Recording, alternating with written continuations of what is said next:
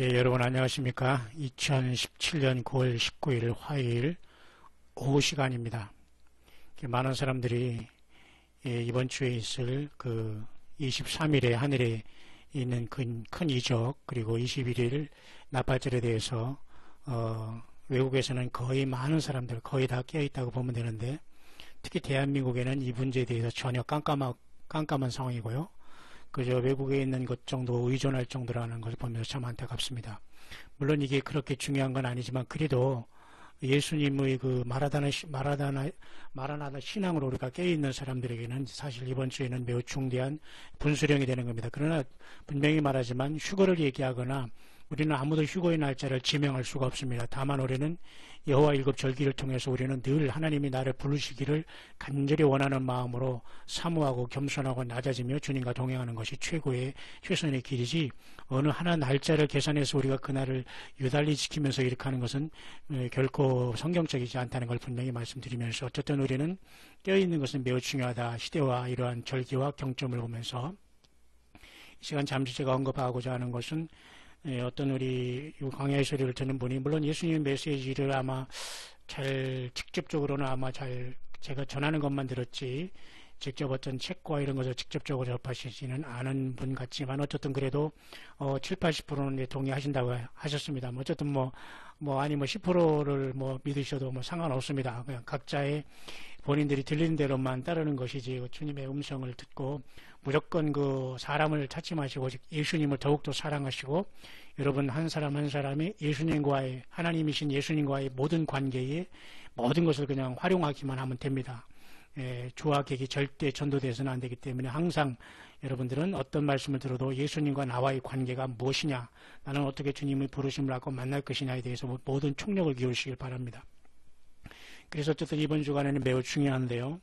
그래서 우리는 이제 보세요. 계시록 12장에 이렇게 하늘에 큰 이적이 보이는데 해를 입은 한 여자가 있지만 바로 여기 또 12장 그 3절에 보면 1, 2, 3절 두 절만 내려가도 또 하늘에 또 다른 이적이 보여요. 근데 큰 붉은 용이 해산하면 아이를 삼키고자 해요. 해산하기 전에는 해산을 못하게 할 수 있는 권한이 없기 때문에 일단 여자가 해산한 다음에 이제 아이를 삼켜버리고자 하는 마지막 최후수단을 쓰는데 하나님은 이 산에 이 남자아이를 보좌 앞으로 올려가는 역사가 이제 계시록 12장 5절에 기록되어 있는 겁니다. 그렇기 때문에 우리는 이제 많은 사람들이 하늘에 큰 이적이 9월 23일 날 이렇게 된다고 하거든요. 그러면서 20일은 나팔절이기 때문에 21일, 23일 어쨌든 어떤 날이라도 우리는 중요하기 때문에 우리는 지켜보면서 우리는 주님을 찬양하지 않을 수가 없습니다. 그래서 여러분도 잘 아시지만 이분 같은 경우도 많이 23일에 사인을 하신 분으로 이제 여러분들도 아실 것입니다만 이렇게 이번에 목성이 이렇게 나오지만 이 목성의 배후에 이렇게 가려진 곳에서 어떤 그 붉은 용이 이렇게 배후에서 이렇게 역사하고 있는 하늘의 징조도 분명히 있다고 하면서 이것을 니비루 X 내지는 그죠? 여기 보세요. 플래닛 X 니비루라고 이렇게 명명을 하면서 하늘의 징조 속에서 여기서 붉은 용으로 상징된 사탄의 그 모습이 나타나면서 이런 것까지 다 있다고 이렇게 말을 해주고 있습니다. 그렇기 때문에 휴거와 동시에 큰 이 땅에 재난이 있는 것은 사실이면서 하늘에 어떤 그 운석들이 떨어지거나 어떤 큰 변화가 분명히 있을 수밖에 없는 것은 사실입니다. 이런 사인을 봐서.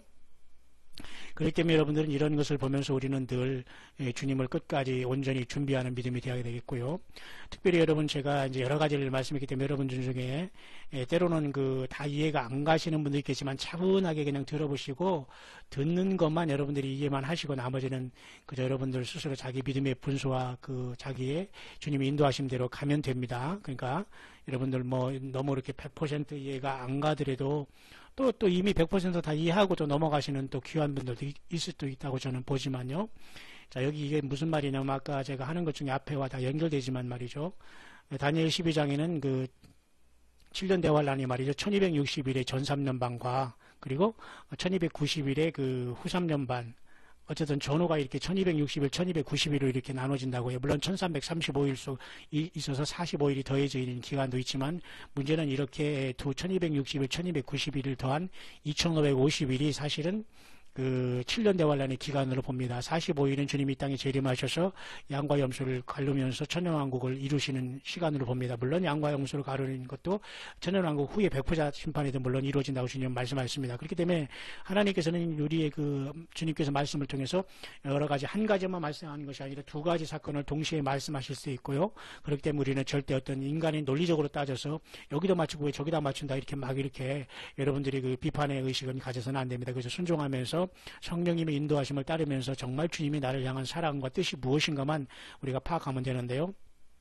그래서 이스라엘의 그 레위기 12장에 보면 여인이 남자를 낳을 때는 일주일 동안 부정하다고 하잖아요. 그 33일이 지난 다음에 산혈이 여자의 산혈이 깨끗해진다는 말을 통해서 여자가 바로 이스라엘을 상징하고 유대교가 아니면 어떻게 신구약과 구약이 연결되지 않으면 어떻게 우리 예수님이 이 땅에 오시고 우리가 어떻게 십자가의 보혈로 구원받을 수 있겠어요. 그러니까 그 이스라엘이 바로 여자로서 이제 교회를 사나이를 잉태한 거 이제 해산하는 건데요. 그 33일의 기간을 여기다가 이제 7년 대환란이다 이렇게 더하고 있습니다. 이 사람 같은 경우는 예를 들면 그래서 2583일이 되는데 어떻게 푸나 한번 볼까요? 그래서 이것은 여인이 이스라엘의 여인은 여기 맞죠? 여자가 이스라엘이라는 것까지 여러분 동의하시는 분이 많이 있을 것입니다. 이번에 계시록 12장. 그러니까 바로 신구약이 합해져서 그 유대의 그가 결국 교회가 휴거된 다음에 이제는 그들이 이제 이방인의 때가 끝나고 이제 저들이 이제 이스라엘 백성들이 드디어 깨닫게 되면서 완악함이 풀어지면서 야곱의 그 아주 처참한 환란을 통해서 민족적으로 구원을 얻게 되는 게 하나님의 계획이거든요. 촛대가 그쪽으로 옮겨갑니다.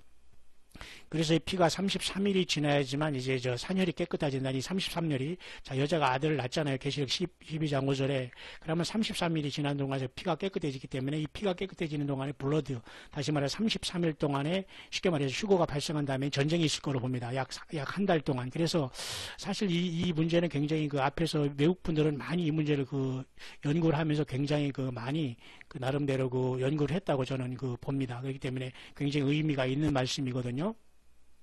그래서 이제 마지막 날을 우리가 보면은 언젠가 보면 이렇게 다니엘의 비전은 이제 결국 이제 풀었다 하면서 이분이 말하는 게 쪽에 7년이 이렇게 기다려지면서 2583년이 바로 이 7년의 그 환란이 된단 말입니다. 다시 말해서 아까 1260일과 1290일이 더하면 2550일이지 않습니까?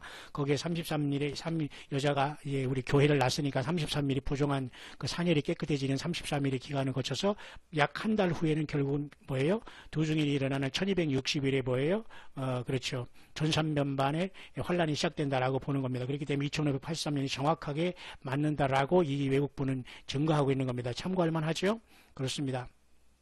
물론 휴거가 일어난 과 그 동시에 이제 카운트다운 할 거지만요. 그래서 이렇게 특별히 다니엘서 비전은 저녁이 되고 아침이 되니라는 이 창세기 1장에 하나님이 창조할 때도 꼭 저녁이 되고 아침이 되면 절제는 아니라 항상 성경의 기간은 저녁이 되고 아침이 되는 기간이거든요. 그래서 이번에 이 9월 20일 2017년 이것은 매우 중대한 시간으로서 이스라엘 시간으로서 9월 20일로서 저녁이 되고 아침이 되는 시간을 기준으로 아마 전 세계적으로 일어날 것이고 어쨌든 우리나라를 기준으로는 6시간 늦게 오니까 여러분들이 참고하면 됩니다. 그러나 그 날짜를 뭐 휴거도 아니다 그렇게 하는 것이 아니라 나팔절을 그렇게 맞이하면서 하나님 어느 경점에 어느 느닷없이 하나님께서 우리를 부르실 수 있다는 것을 우리가 알으라는 말로 제가 여러분에게 이렇게 알자는 말로 제가 여러분들에게 이렇게 마저 이렇게 전하는 겁니다. 그러면서 우리는 어떻게 주님을 준비해야 되느냐 겸손하고 회개하는 마음으로 우리가 주님을 맞이합니다. 겸손하지 않는 자 결코 성령님이 역사하지 않습니다. 회개하지 않는 죄가 있는 자 절대 주님이 역사하지 않습니다. 성령께서 이 하트에 들어가지 않습니다. 성령께서 절대 역사하지 않는다는 말이죠.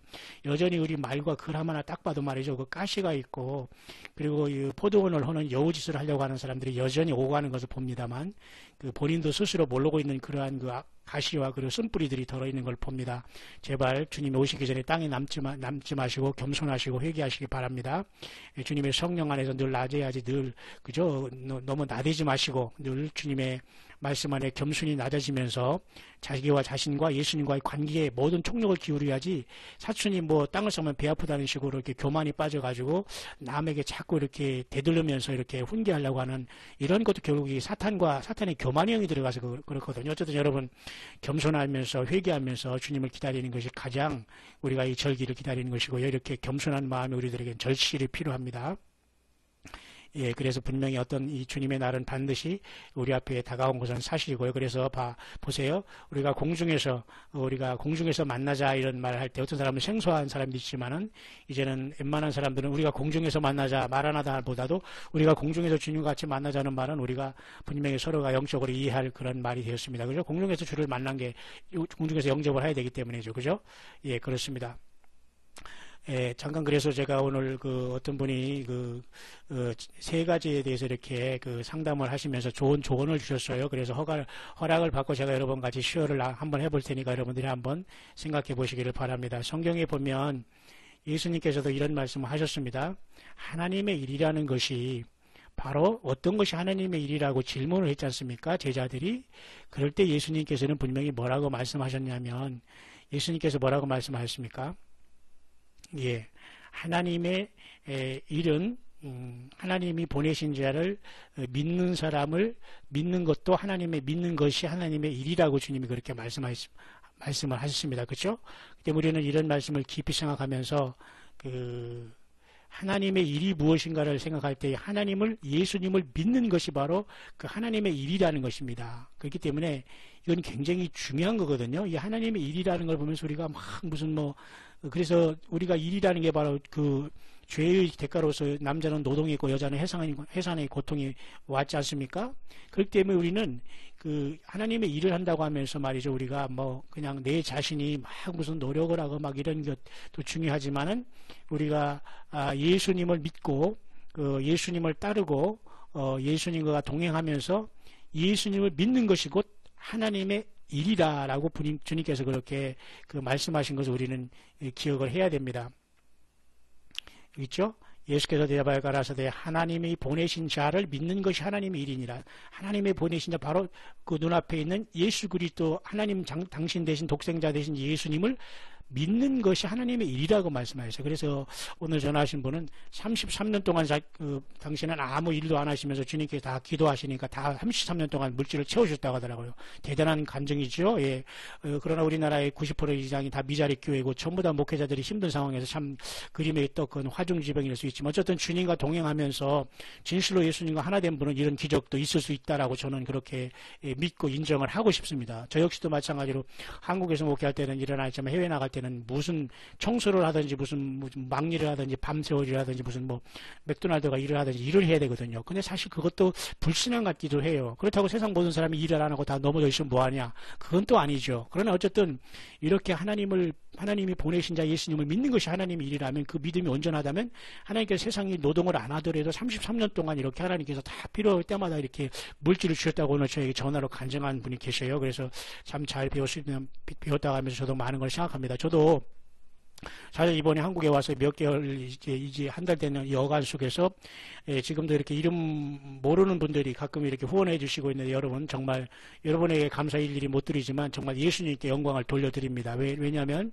그날에 주님 만나면 이 모든 것이 다 드러날 것이고 주님께서 다 갚아주실 것이기 때문에 여러분 힘을 내시고 제가 여러분들이 보내주는 헌금 내지는 헌금이 아니죠. 어떤 후원 어떤 분 10,000원을 보내주신 분도 있고 그렇지만 감사합니다. 이런 것을 헛되게 사용할 것이 아니고 어쨌든 주님 오실 때 가까운 때에 세상 일 안 하고 이 일에 전념하기 위해서 여러분들이 주님의 감동을 받고 보내준 거라고 저는 믿기 때문에 지금 이렇게 숙소에서 이렇게 가족 만나는 그 외에는 이 일을 전담하면서 저는 아무런 피곤함도 느끼지 못하고 기쁜 마음으로 주님의 인도하심을 받고 있습니다. 어쨌든 그렇기 때문에 이것은 굉장히 중요한 의미가 있다고 봅니다. 오늘도 여러분들이 사실 노동과 여자가 해산의 고통은 죄의 대가거든요. 그러니까 주님이 오시면 사실 천년왕국과 우리가 예루살렘 성에 들어가면 모든 세상의 노동의 일들은 사실 끝나는 것은 사실입니다. 그러나 세상 살 동안들이 잠시 동안은 이러한 것을 체험할 수 있다는 것도 성경적이다라고 보고 싶은 것입니다. 또한 주님께서 보세요. 내 살을 먹고 마시지 않으면 나와 상관없다는 이런 말씀이 있지 않습니까? 그러니까 예수님의 살과 피를 먹는 게 뭐냐를 생각할 때에 주님이 주신 어떤 말씀이죠. 주님의 피를 먹고 마시는, 그죠? 주님의 피를 먹고 마시지 않으면 주님과 상관없다. 주님께서는 그렇게 말씀하셨어요. 그러니까 주님의 살을 먹고 마셔야 되는데 주님의 생명이죠. 주의 말씀이죠. 그죠? 그렇기 때문에 예수님과 동행하고 주님과 완전히 하나 된 영적으로 주님이 우리와 동거한다고 했으니까 그런 일치가 되면 얼마든지 그런 물질적인 문제도 이루어진다고 봅니다. 또 한 가지는 그 666에 대한 문제거든요. 뭐 짐승표를 앞으로 후 3년 반 때 이렇게 반드시 짐승표가 나온다는 것도 저는 확실히 믿습니다만 지금조차 그 짐승표는 내재적으로 있다고 봅니다. 6일 동안 세상이 창조된 세상에서 세상 것만 보고 물질만 보고 살아가다는 결국 그들은 사실 사탄편에 쓴 거거든요. 그러니까 결국 앞으로 후 3년 반엔 짐승표가 찍으면서 완전히 그 짐승표가 이제 현실화돼 가지고 모든 사람이 마감을 하는 거기 때문에 지금 역시 주님을 믿지 않거나 세상 낙에 빠진 사람은 666의 그 모든 것이 사실은 이미